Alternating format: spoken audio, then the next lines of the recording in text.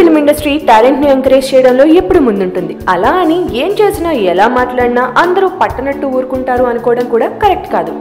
గత కొంతకాలంగా Ali loose tongue వల్ల ఇండస్ట్రీ పీపుల్ ఎంత ఇబ్బంది పడుతున్నారో, ఆ విషయంగా ఎంతమంది వాళ్ళ ఇబ్బందిని సున్నితంగా ఘాటుగా ఎక్స్ప్రెస్ చేశారో కూడా తెలిసిన విషయమే. అయితే అలీ కూడా ఈ విషయంలో ఒక్కోసారి ఒక్కో ఎక్స్ప్లెనేషన్ ఇస్తూ వచ్చాడు.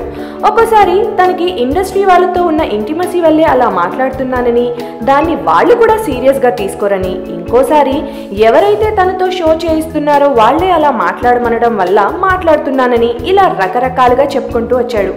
కొన్ని రోజులు ఇంకా తను స్టేజ్ పైకి రాను అని, తన నోటికి తాళం వేసుకుంటాను అని కూడా స్టేట్మెంట్ ఇచ్చాడు.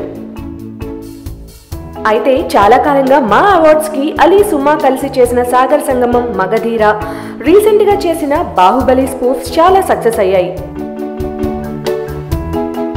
చాలా మంది మా అవార్డ్స్ అనగానే వాళ్ళ స్పూఫ్ ఈసారి ఏముంటుందా అని ఎదురు చూసేంత పాపులర్ అయ్యాయి. అయితే ఈసారి మా టీవీ వాళ్ళు తమ అవార్డ్ ఫంక్షన్ లో అలీని సంపూర్ణేష్ బాబుతో రీప్లేస్ చేసే ఆలోచనలో ఉన్నారని తెలిసింది. మొత్తానికి అలీని మెల్లగా అందరూ అవాయిడ్ చేస్తున్నట్టే అనిపిస్తోంది. ఇంకనైనా అలీ కాస్త ఒళ్ళు దగ్గర పెట్టుకొని మాట్లాడడం నేర్చుకుంటే బాగుంటుంది.